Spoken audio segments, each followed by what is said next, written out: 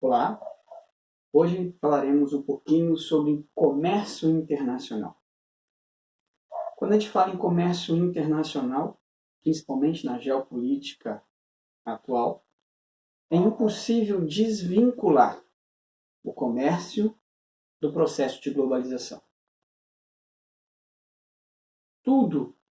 Todas as trocas que há no mundo atual estão vinculados às tecnologias nas áreas de informação e de comunicação. Enfim, pensar em comércio mundial hoje não tem como não pensar na internet e no seu uso diário. Mas para chegar atualmente, vamos fazer um pequeno apanhado histórico para entender, na verdade, a atual configuração do comércio internacional.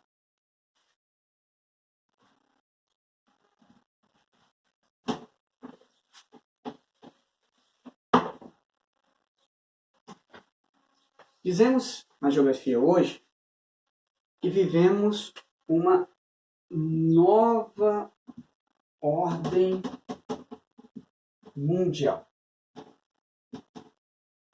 Ou ainda, em algumas referências, mundo multipolar.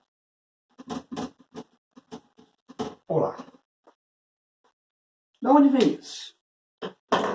Com a queda do Muro de Berlim, em 1989, ou dependendo aí da referência que vocês pedem, o fim da União Soviética, isso marca o fim de um período muito importante na geopolítica mundial, que foi o período conhecido como Guerra Fria, ou mundo bipolar.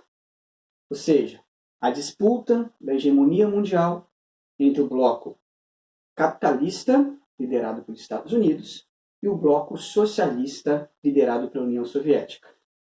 Sem o bloco socialista, há uma ascensão do mundo capitalista.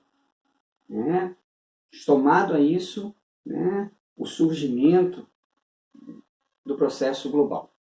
Então dizemos que vivemos uma nova ordem mundial, a qual vários países, ou grupo de países, quando pensamos em blocos econômicos, ou arranjos que nós iremos ver de países com características semelhantes, como vamos ver ao longo da aula, disputando a hegemonia mundial em um processo global capitalista.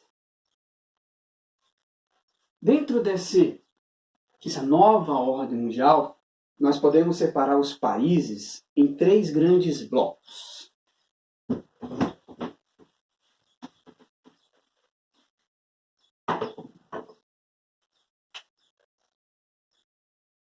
Desenvolvidos,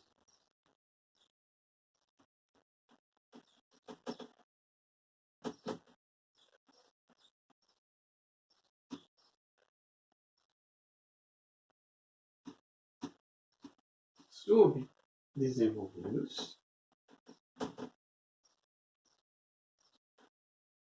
e emergentes.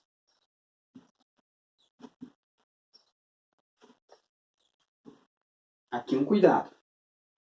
As expressões primeiro mundo, segundo mundo e terceiro mundo, classificações de países, elas só servem para o período da Guerra Fria.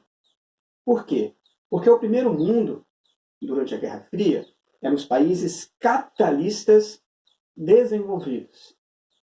O segundo mundo, países socialistas.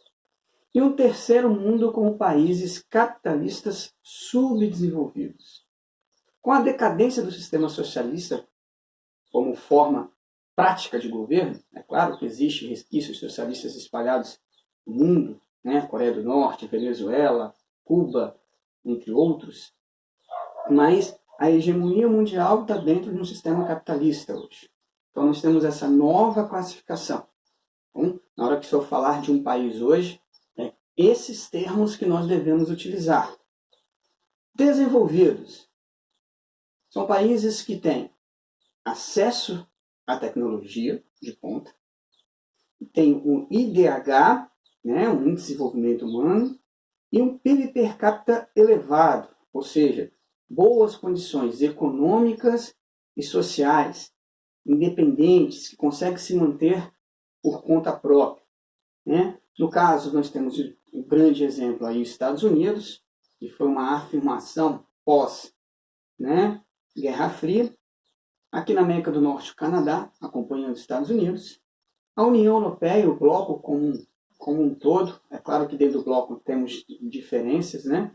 É importante aqui ainda considerar o Reino Unido como parte dessa União Europeia. O Japão teve sua ascensão principalmente com o processo de global, é novo nesse cenário geopolítico mundial, a gente pensar durante o século XX, né?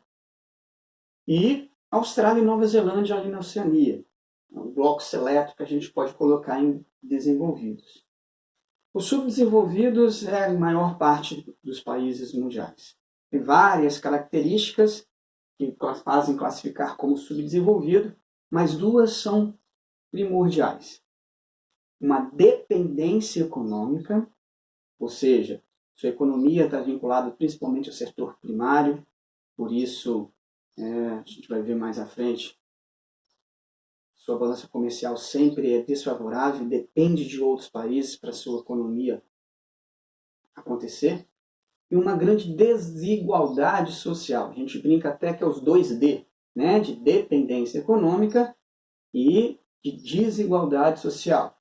Fazendo uma analogia, na época, né, da classificação da década de 90, ao 3D. Ou seja, era uma tecnologia, naquela época, inovadora. Né? Então, enquanto os desenvolvidos eram 3D, ou seja, tinham acesso à tecnologia de ponta para a classificação na época, o subdesenvolvido ainda era 2D, dependência econômica e desigualdade social. E, por fim, uma terceira classificação emergente, aonde nós encaixamos os países com características híbridas, ou seja, tem características de desenvolvido e tem características de subdesenvolvido. De forma geral, foram países que recentemente tiveram grande crescimento econômico, vinculado principalmente ao acesso à tecnologia, mas ainda apresentam vários problemas sociais. Tá? Dentro desse bloco aqui, a gente pode encaixar, né, duas nomenclaturas que a gente vai falar mais à frente, que são os BRICS, né, e os tigres asiáticos. Ok? Dentro desse cenário global industrial, parece muito nas referências os novos países industrializados, ou em inglês, né? Ok? Novos países industrializados. Quem são eles? É o que eu acabei de falar com vocês. Nós temos dois principais representantes.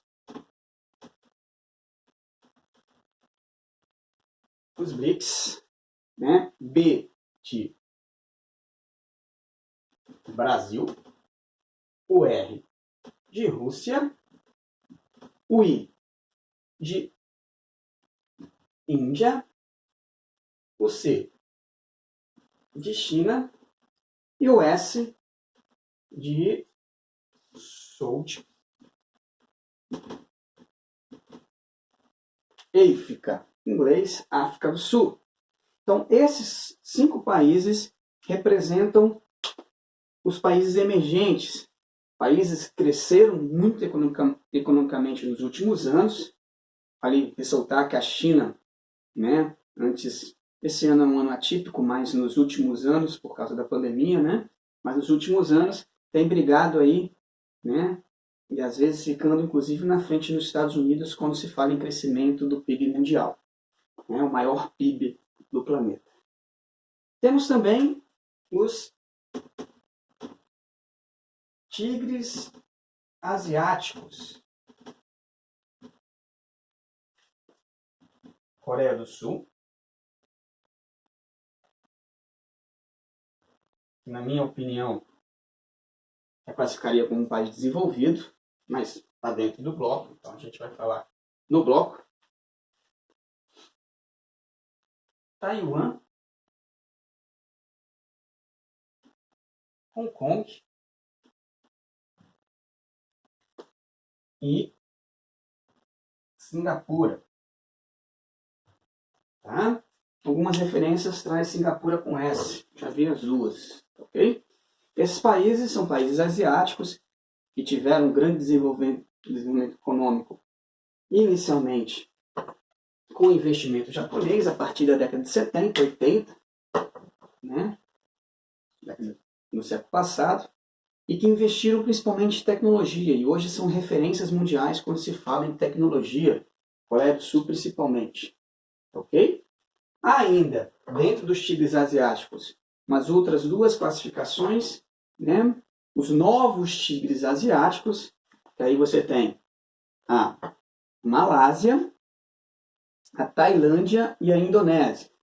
E ainda mais dois que são conhecidos como novíssimos tigres asiáticos, que é a Filipinas e Vietnã. São países com características semelhantes, porém num crescimento econômico mais recente. Outra expressão também comum nesse novo comércio mundial, vinculado à tecnologia, são os chamados tecnopolos,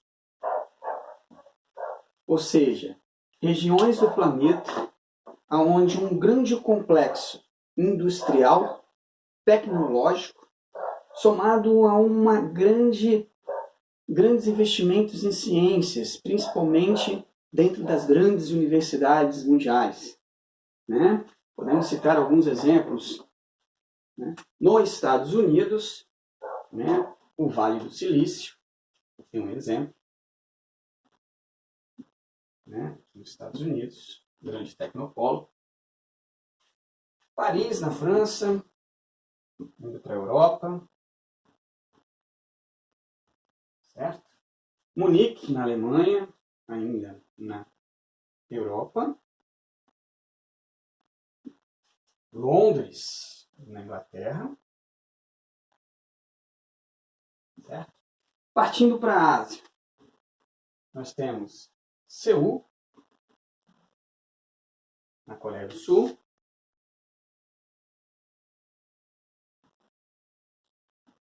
Tóquio, no Japão, sem sombra de dúvida, talvez o maior parque de todos, talvez não, o maior parque de todos. E vindo para o Brasil também, né? Nós temos cidades como Campinas, onde nós temos a Unicamp,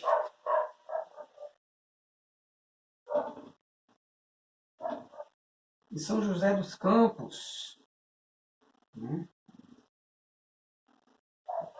São José dos Campos, onde nós temos o ITA e a Embraer, né? Então o Brasil também está dentro desses tecnopolos, complexos industriais vinculados à tecnologia de ponta e grandes centros universitários que investem altamente em pesquisa dentro desse cenário. Para fechar,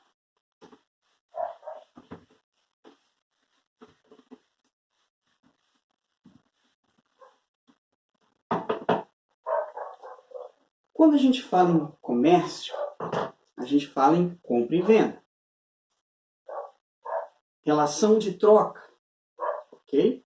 Quando a gente leva esse assunto para países, nós trabalhamos isso dentro de uma temática chamada divisão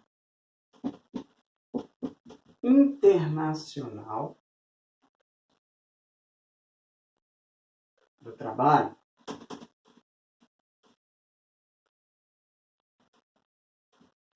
DIT.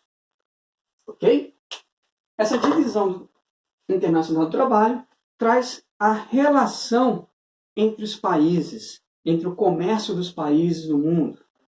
Ou seja, você tem um exportador, quem vende, e um importador, quem compra. E aí nós temos a chamada balança comercial, que é superávit, ou seja, favorável, se você consegue vender, ou seja, exportar, mais do que comprar. Importar. E o inverso, você tem uma balança comercial desfavorável, com um déficit, quando você tem que comprar, importar, mais do que você vende, exportar. E a gente vai entender essa divisão internacional do trabalho ao longo dos anos. Para isso, nós vamos fazer um esquema aqui que vai ficar fácil para vocês entenderem. Nós temos 3 grandes momentos na história da divisão internacional do trabalho. O primeiro momento vai ser no período colonial. Tá? A primeira relação entre países se dá no período colonial. De um lado, você tem a colônia. Do outro lado, você tem a metrópole. Tá? E aí, a relação entre colônia e metrópole, ela se dá na história através do Pacto Colonial.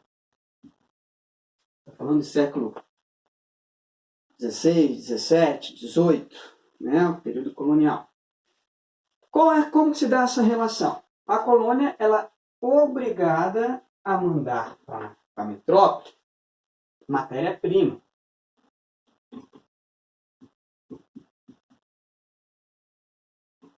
Matéria-prima.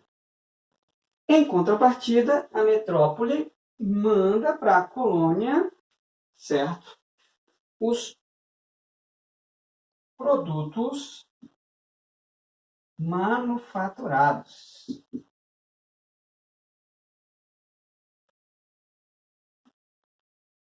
Produtos manufaturados. Então, a primeira relação internacional entre países se dá através do pacto colonial entre colônia, mandando para a metrópole matéria-prima, e metrópole transformando essa matéria-prima em produtos manufaturados e trazendo para a colônia. Numa relação lógica, a colônia sempre dependente da metrópole. Nessa balança comercial, o superávit sempre do lado da metrópole. Ok? Quando que muda isso? Na verdade, a estrutura muda pouco. Muda mais as nomenclaturas. A partir da Revolução Industrial.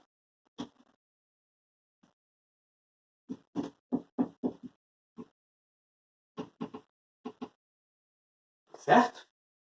E aí é o seguinte, muitas colônias elas se tornam independentes das metrópoles, principalmente aqui na América. Certo? Mas a maioria das colônias, com algumas exceções, como os Estados Unidos, por exemplo, se torna países pobres. E as metrópoles, países ricos. Nós não temos mais um pacto colonial. Nós temos indústrias. Capitalismo industrial. Nesse caso, os produtos manufaturados dão lugar aos produtos industrializados. O que acontece com a balança comercial? Ainda mais favorável para os países ricos, porque você agrega ainda mais valor nos produtos industrializados. Ok? Para fechar, hoje, uma nova ordem mundial, com base no processo de globalização.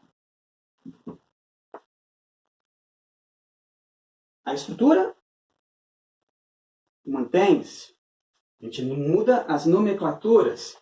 Ao invés de matéria-prima, a gente usa uma nomenclatura, caiu inclusive no Enem recentemente.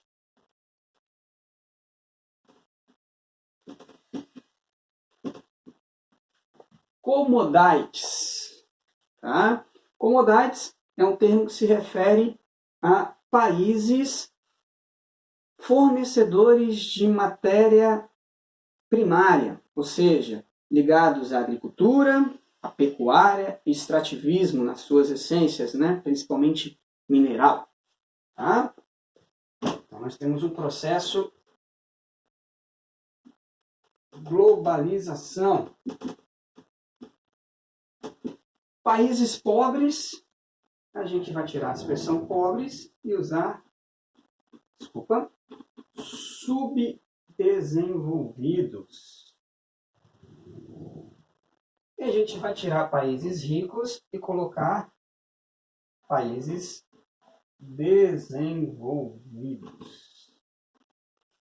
E agora, nessa relação, agregando ainda mais valor aos países desenvolvidos e tornando os países subdesenvolvidos cada vez mais dependentes, ou seja, o processo global, ele segrega ainda mais a relação entre os países subdesenvolvidos e desenvolvidos, além dos produtos industrializados, os países desenvolvidos mandam para os países subdesenvolvidos tecnologia. Ok? Professor, e os emergentes? E os emergentes? O que acontece? E aqui é uma situação importante. Os emergentes, eles, como eu coloquei, eles têm características híbridas. Então, os países emergentes, vou colocar eles aqui dentro.